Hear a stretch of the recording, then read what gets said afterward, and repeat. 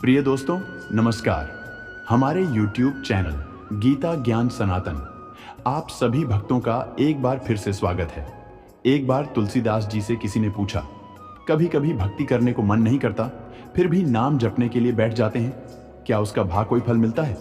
तुलसीदास जी ने मुस्कुराकर कहा, तुलसी मेरे राम को रीझ भजो या खींच भूम पड़ा जा।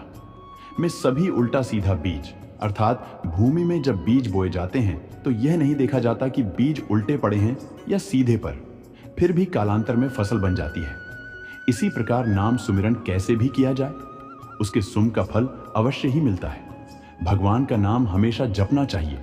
यह जरूरी नहीं कि मुख से जोर जोर से भगवान का नाम बोला जाए, अपने मन में भी ध्यान करके भी भगवान राम, श्री कृष्ण या जगत गुरु भगवान शिव आदि का नाम जपा जा सकता है।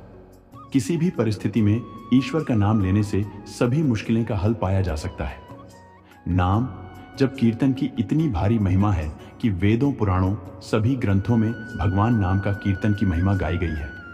भगवान के जिस विशेष विग्रह को लक्ष्य करके भगवान नाम लिया जाता है, वह तो कब का पंचभूतों में विलीन हो चुका। फिर भी भक्त की भावना और शास्त्रों की प्रतिज्ञा है कि राम, कृष्ण, श्री हरि और शिव आदि के नामों का कीर्तन करने से अनंत फल मिलता है। ऐसा माना जाता है कि कल युग में भगवान का नाम जपने से ही सभी दुखों को समाप्त किया जा सकता है। भगवान के नाम सुमिर कैसे भी किया जाए, फल अवश्य ही मिलता है। भगवान राम के महिमा अंत है। राम का नाम जपने से कलयुग में मोक्ष की प्राप्ति होती है। इस प्रकार श्री हरि के नाम की महिमा भी अंत है।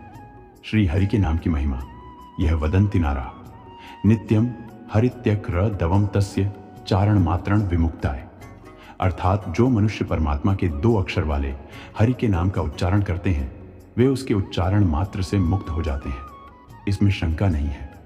इसी प्रकार हरे राम हरे कृष्ण कृष्ण कृष्णत मंगलम एवं वदन नित्य नहीं तान बांधते कले, अर्थात हरे राम हरे कृष्ण कृष्ण कृष्ण ऐसा जो सदा कहते हैं, उन्हें कलयुग में कोई भी हानि नहीं पहुंचा सकता है।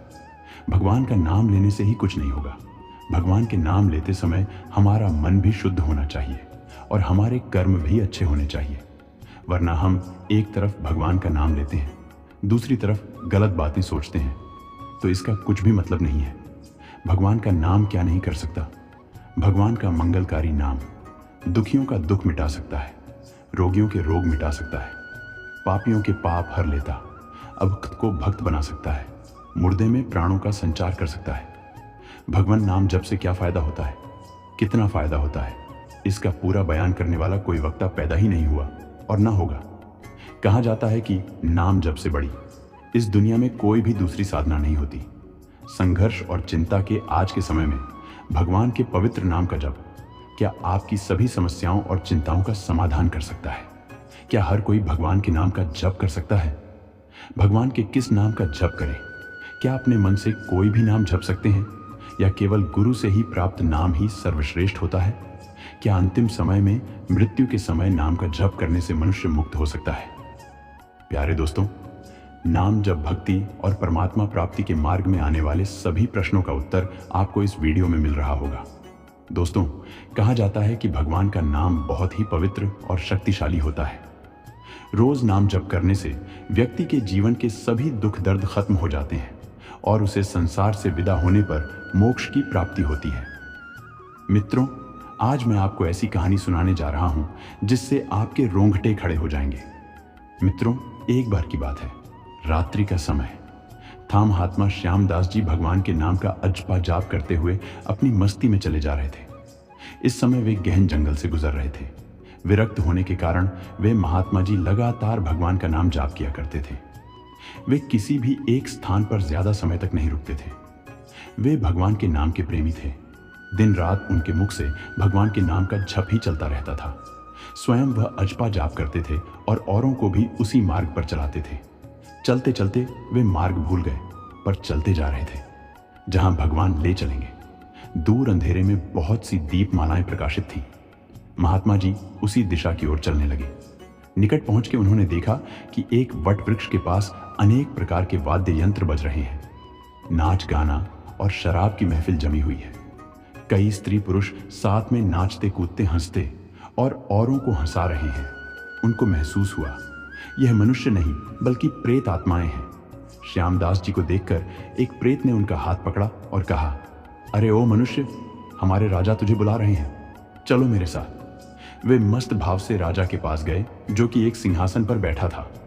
वहां राजा के इर्द गिर्द बहुत से प्रेत खड़े थे। प्रेत राज ने कहा, इस ओर तुम क्यों आए? इधर हमारी प्रेत मंडली आज मदमस्त है। इस बात का भी तुमने विचार नहीं किया। तुम्हें क्या बिल्कुल भी मौत का डर नहीं है? मुस्कुराते हुए महात्मा श्यामदास जी बोले, मौत का डर? और मुझे वो हंसने लगे और बोले, हे राजन, जिसे जीने का मोह ही ना हो उसे मौत का डर कैसा? हम साधु लोग तो मौत को आनंद का विषय मानते हैं। यह तो केवल देह परिवर्तन होता है जो कि प्रारब्ध कर्म के बिना किसी से नहीं हो सकता। प्रेतराज ने कहा, तुम जानते हो हम लोग कौन हैं? महात्मा जी ने कहा, हाँ, मैं अनुमान लगा सकता हूं कि आप लोग प्रेतात्मा हो। प्रेतराज ने कहा, तुम जानते हो मानव समाज हमारे नाम से ही कांपता है। महात्मा जी ने कहा, प्रेतराज, मुझे मनुष्य में गिनने की गलती मत करना। हम जिंदा दिखते हुए भी जीने की इच्छा से रहित हैं, मृत तुल्य, और यदि जिंदा मानो तो भी आप हमें नहीं मार सकते। जीवन मरण तो कर्मों के अधीन है। क्या मैं आपसे एक प्रश्न पूछ सकता हूं? महात्मा की निर्भयता देखकर प्रेतों के राजा को बहुत ही ज्यादा आश्चर्य हुआ कि प्रेत का नाम सुनते ही मर जाने वाले मनुष्यों में एक इतनी निर्भयता से बात कर रहा है। सचमुच ऐसे मनुष्य से बात करने में कोई दिक्कत नहीं।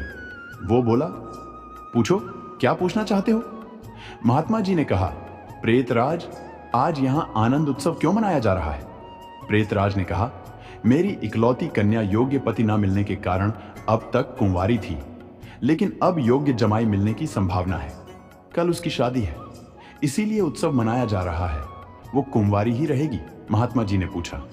प्रेतराज, तुम्हारा जमाई तो आज मर गया है, फिर तुम्हारी बेटी कुंवारी क्यों रही? प्रेतराज ने गुस्से से कहा, यह सब तेरे बाप से हुआ है। मैं ही मूर्ख था जो मैंने कल तुझे सब कुछ बता दिया। तूने तो हमारा सत्यानाश कर दिया। महात्मा जी ने नम्र भाव से कहा, हे प्रेतराज, मैंने आपका अहित किया, यह मुझे समझ में नहीं आया। क्षमा करें, मुझे मेरी भूल बताओगे तो मैं दोबारा ऐसा नहीं करूंगा। प्रेतराज ने जलते हृदय से कहा, यहां से जाकर तूने उस मरने वाले कमल को नाम स्मरण का मार्ग बताया और अंत समय भी उसे भगवान का नाम ही सुनाया, और मेरी बेटी कुंवारी ही रह गई। महात्मा जी ने कहा, क्या सिर्फ एक बार नाम, जब से वह प्रेत योनि से छूट गया? क्या आप सच कह रहे हो? प्रेतराज ने कहा, हाँ भाई, जो मनुष्य भगवान के नाम का जप करता है वह नाम जप के प्रताप से हमारी प्रेत योनि को कभी प्राप्त नहीं होता। और यह सच है कि भगवान के नाम जप में नर उद्धारण शक्ति होती है। भगवान के नाम जप का यह प्रताप सुनकर महात्मा जी प्रेम के आंसू बहाते हुए वहीं पर भाव समाधि में लीन हो गए, और उनकी आंखें तब खुली जब वहां पर प्रेत समाज उपस्थित नहीं था। सूर्य की सुनहरी किरणें वट वृक्ष को शोभा मानकर रही थी। महात्मा जी के वट वृक्ष के नीचे नाम जप करने से उन सभी प्रेत आत्माओं को मुक्ति मिल चुकी थी। महात्मा जी वहां से उठे और भगवान का स्मरण करते हुए अपने रास्ते पर चल दिए। कहते हैं कि नाम जप करने वाले व्यक्ति को उसके अभिमान, लालच, वासना, क्रोध और द्वेष जैसी भावनाओं का कभी अंत हो जाता है। इसलिए तुम जो चाहो सो करो, पर नाम लेते रहो, इसमें जरा सी भी भूल ना हो। मेरा सबसे यही पुकार पुकार के कहना है कि नाम जप रहो। भवसागर से पार उतरने का सबसे श्रेष्ठ साधन है ध्यान, और ध्यान का आधार है नाम। जप नाम, जप चलता फिरता परमात्मा है। ध्यान तो दिन में 2 घंटे ही करना होता, और शेष समय में नाम जप ही सुलभ और श्रेष्ठ है। नाम जप की महिमा अतुलनीय है। नाम जप ईश्वरी शक्ति का आहार है। जैसे हम अतिथि को प्रसन्न करने के लिए स्वादिष्ट पकवान परोसें, वैसे ही ईश्वर को रिझाने के लिए एकाग्र चित्त और श्रद्धा भाव से लय ताल युक्त किया हुआ नाम जप बहुत ही श्रेष्ठ आध्यात्मिक भोजन है। प्यारे दोस्तों, नाम जप मोक्ष को प्रदान करने वाला है। पर मित्रों, यह बात नहीं है कि आप सिर्फ नाम जाप करते रहो। आपको भगवान के गुणों को भी अपने जीवन में अपनाना चाहिए। उन्होंने कैसे सबका भला किया, वह भी हमें करना चाहिए। मित्रों, राम के नाम के साथ में हमारा आचरण भी प्रभु श्री राम के जैसा ही होना चाहिए। वह कैसे मर्यादा पुरुषोत्तम ईमानदार थे, हमें भी वैसा ही होना चाहिए। नारद जी पिछले जन्म में विद्याहीन, जातिहीन, बलहीनता पुत्र थे। साधु संग और भगवान नाम जप के प्रभाव से वे आगे चलकर देवर्षि नारद बन गए। साधु संग और भगवान नाम जप के प्रभाव से ही कीड़े में से मैत्रेय ऋषि बन गए। भगवान का नाम जपने के लिए किसी विशेष स्थिति, स्थान या विशेष दिवस की अनिवार्यता नहीं है। भगवान नाम जाप तो कभी भी किया जा सकता है। सन्यासी अखंड नाम जाप करते हैं, जिसके अतुलनीय लाभ है, परंतु शेष समय में भी नाम सुमिर करना श्रेष्ठ है। भक्ति स्वयं भगवान ही भक्त को प्राप्त करवाते हैं। भगवान की इच्छा के बिना किसी का नाम जाप करना संभव ही नहीं है। वैसे तो भगवान का नाम किसी भी समय, स्थिति, स्थान पर जाप कर सकते हैं। भगवान का नाम मुंह से जोर जोर से उच्चारण कर की आवश्यकता नहीं है, बल्कि भगवान का मन में ही जप करना चाहिए। मन में नाम जाप करने से मन की एकाग्रता में भी उन्नति होती है। भक्त नाम जाप करने के लिए ध्यान की अवस्था में माला के साथ नाम जाप करते हैं। भगवान के विग्रह के सामने बैठते हैं। शांत स्थान पर नाम जाप करने से कोई बाधा भी नहीं आती, जिसे सुमिर भंग नहीं होता। नाम जाप करते हुए कई भक्त भगवान के स्वरूप का मन में ही स्मरण करते हैं और कई भक्त नाम के धुन में ही स्थित रहते हैं। भगवा भन का सुमिर स्मरण जाप करने से भक्त को जीवन में और मृत्यु के पश्चात भी अनंत लाभ होते हैं। कलयुग में भगवान नाम सुमिर से ही भक्त भगवत प्राप्ति और मोक्ष प्राप्त करता है। जैसे अतिथियों को संतुष्ट करने के लिए विशेष भोजन पकाते हैं, जैसे शिशु को सुलाने के लिए मां लोरी गाती है, वैसे ही भगवान को प्रसन्न करने के लिए नाम जाप एक श्रेष्ठ साधन है। नाम जाप के अनंत लाभों को लिखकर बताना संभव ही नहीं हो सकता, क्योंकि भक्तों ने भगवान नाम जपने से इतने लाभ प्राप्त किए हैं कि इसे खोजने निकल पड़े तो लाखों जन्म भी कम पड़ जाए। महर्षि नारद मुनि एक काल में विद्यान बलहीनता पुत्र हुआ करते थे। सातों की संगति और भगवान नाम जप से उन्हें देवर्षि पद प्राप्त हुआ। भगवान का परम भक्त प्रहलाद निरंतर हरिनाम सुमिर करता था। प्रहलाद ने बाल्यावस्था में ही भगवत प्राप्ति कर ली। भगवान ने हिरण्य में मृत्यु लोक छोड़कर भगवान के परम पूज्य धाम वैकुंठ में गए। महाभारत काल में मैत्रेय ऋषि की कथा है। भगवान नाम के प्रभाव से वे एक कीड़े से ज्ञानी महर्षि में परिवर्तित हो गए। भगवान नाम जाप के लाभों पर ऐसी असंख्य कथाएं हैं। भगवान नाम सुमिर से ही कई भक्तों के जीवन में ही अद्भुत लाभ हुए हैं। नाम जाप ध्यान का आधार है। नाम जाप भवसागर से पार निकलकर परम आनंद प्राप्त कर परमात्मा में विलीन होने का सर्वश्रेष्ठ साधन है। किसी भी शेष समय पर नाम जाप करना सुलभ और श्रेष्ठ है, लेकिन अखंड नाम जाप की महिमा अतुलनीय है। सन्यासी अखंड नाम जप या मंत्र जाप करते हैं। भगवान नाम जाप कीर्तन सबसे श्रेष्ठ साधन है। भगवान को प्राप्त होने का नाम जाप से जीवन में भी असंख्य क्रांति संभव है। वेदों पुराणों में नाम जाप कीर्तन को ही श्रेष्ठ और अतुलनीय कहा गया है। जब भी समय मिले भगवान का सुमिर करना चाहिए। इससे भगवान भी प्रसन्न होते हैं और हमेशा कल्याण ही करते हैं। भक्ति योग नाम जब से महान कोई साधना नहीं है। तुम जो चाहो सो करो, पर नाम लेते रहो, इसमें भूल हो, यही सबसे पुकार पुकार कर मेरा कहना है। अन्य किसी साधन की कोई जरूरत नहीं है। बस निष्ठा के साथ नाम जपते रहो मित्रों। भवसागर से पार उतरने का सबसे श्रेष्ठ साधन है। ध्यान और ध्यान का आधार है। नाम जप चलता फिरता। परमात्मा है ना, तो दिन में 2 घंटे ही करना होता है। शेष समय में नाम जप ही सुलभ और श्रेष्ठ साधन है। इसमें भी अखंड नाम जप की महिमा तो अतुलनीय है। नाम जप ईश्वरीय शक्ति का आहार है।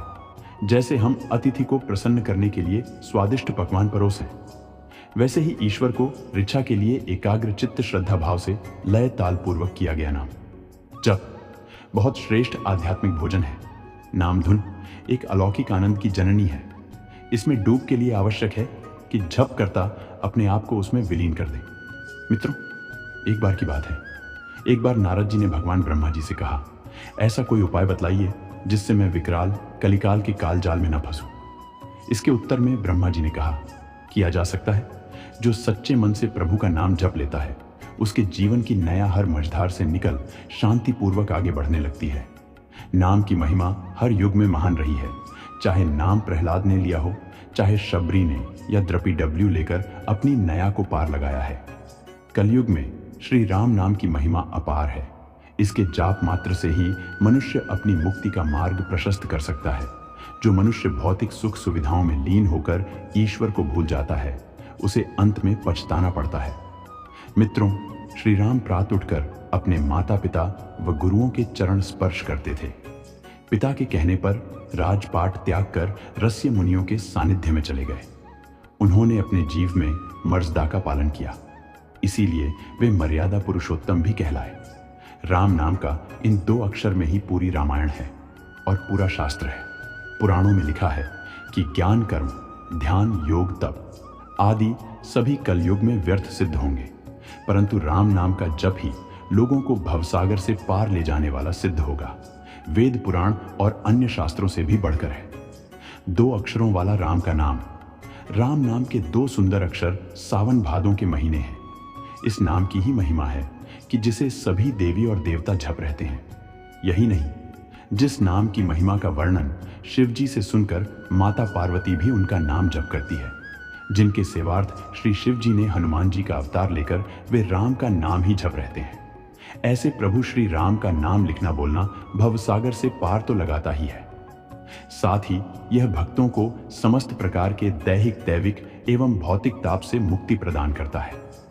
रामचरितमानस में तुलसीदास जी ने राम नाम की महिमा का कई जगहों पर वर्णन किया है। राम नाम की औषधि खरी नियत से खाए, अंग रोग व्याप नहीं मार्ग मिट जाए।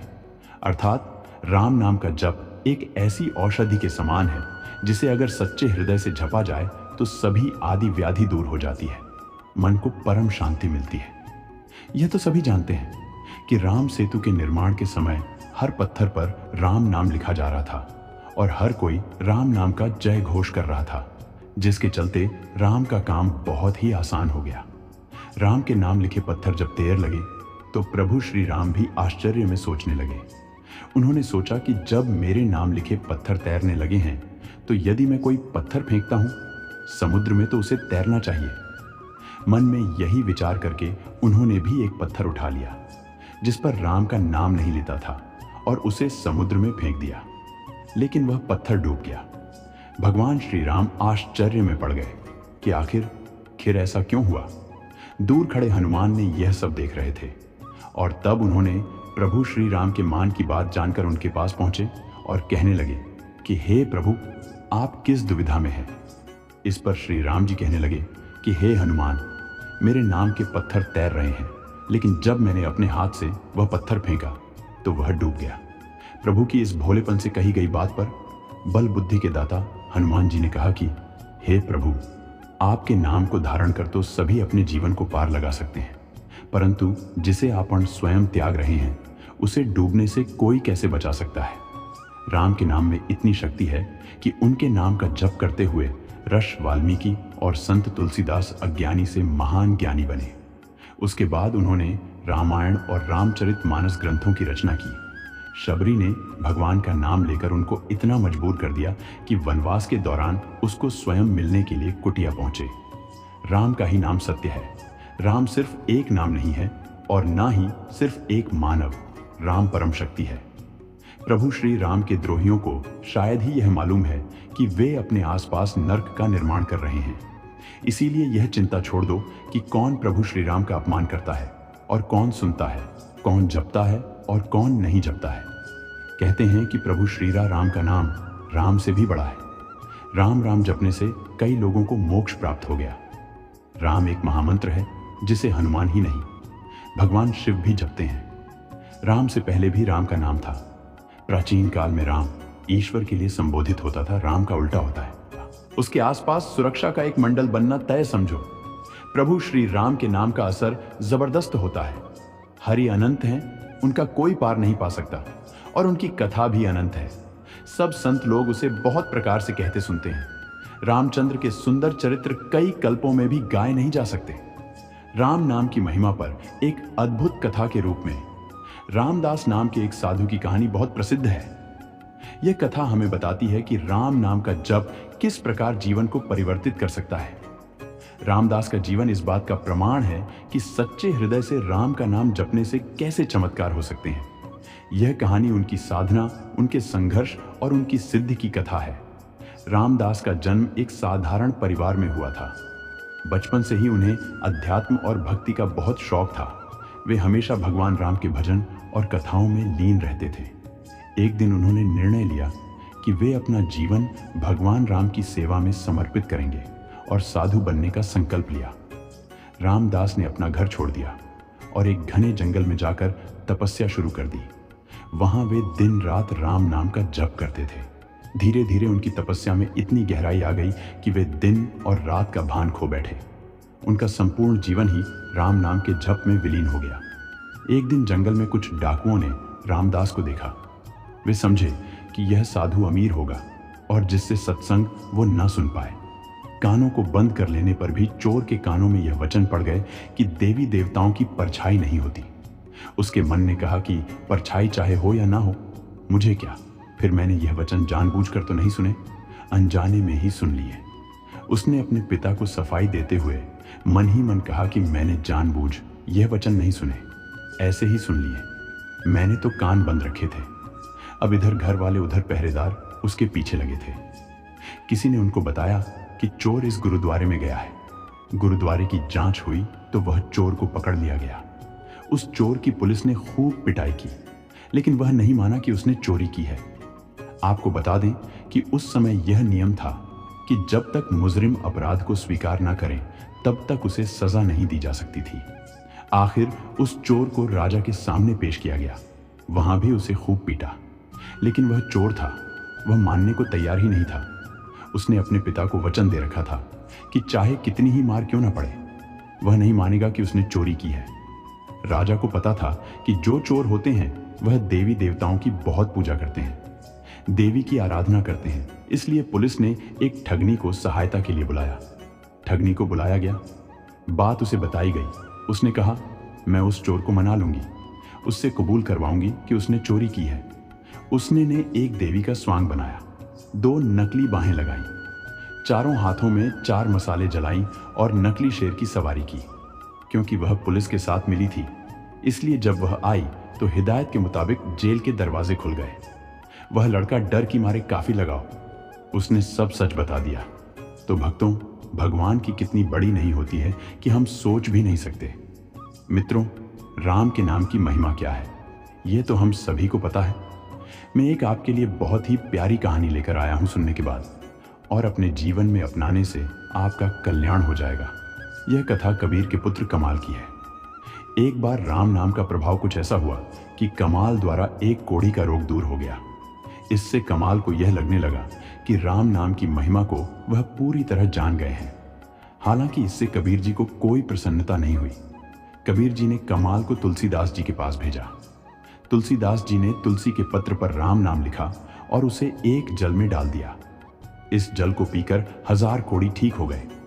फिर कमाल को लगने लगा कि राम नाम का तुलसी पत्र पर लिखकर जल में डालने और उसे पीने से हजारों रोगियों को ठीक किया जा सकता है। राम नाम की इतनी महिमा है, लेकिन इससे भी कबीर जी प्रसन्न नहीं हुए। उन्होंने कमाल को सूरदास के पास भेजा। सूरदास जी ने गंगा में बह रहे एक शव के कान में राम नाम लिया। उन्होंने इतना कहने से ही शव जीवित हो उठा। सूरदास जी ने गंगा में बहते हुए एक शव के कान में केवल राम कहा और शव जीवित हो गया। तब कमाल को लगा कि राम नाम के केवल अर अक्षर से ही मुर्दा जीवित हो उठा। राम नाम की महिमा बहुत ज्यादा है। इस पर कबीर जी ने कमाल से कहा कि सिर्फ इतनी ही महिमा नहीं है राम नाम की। उन्होंने कहा, भ्रिकुटी विलास सृष्टि लय ई, अर्थात इसके भ्रिकुटी विलास मात्र से प्रलय हो सकता है। राम के नाम की महिमा का वर्णन तुम क्या करोगे? मन नाम। महिमा में एक अन्य कथा भी प्रचलित है। इस कथा के अनुसार एक बार एक व्यक्ति समुद्र तट पर चिंता में बैठा था। इतने में ही वहां से विभीषण गुजरे। उन्होंने व्यक्ति से पूछा कि तुम किस बात को लेकर चिंतित हो? तब व्यक्ति ने कहा कि उसे समुद्र पार जाना है, लेकिन कोई साधन नहीं है। तब विभीषण ने कहा कि इस पर इतना उदास होने की क्या जरूरत है। विभीषण ने एक पत्ता लिया और उस पर राम का नाम लिख दिया। विभीषण ने व्यक्ति से कहा कि उन्होंने उसकी धोती में इसमें मैंने तारक मंत्र बांधा है। बिना घबराए ईश्वर पर भरोसा करते हुए पानी में चलते जाना, समुद्र पार पहुंच जाओगे। विभीषण के वचनों पर विश्वास करो, कौन सुनता है?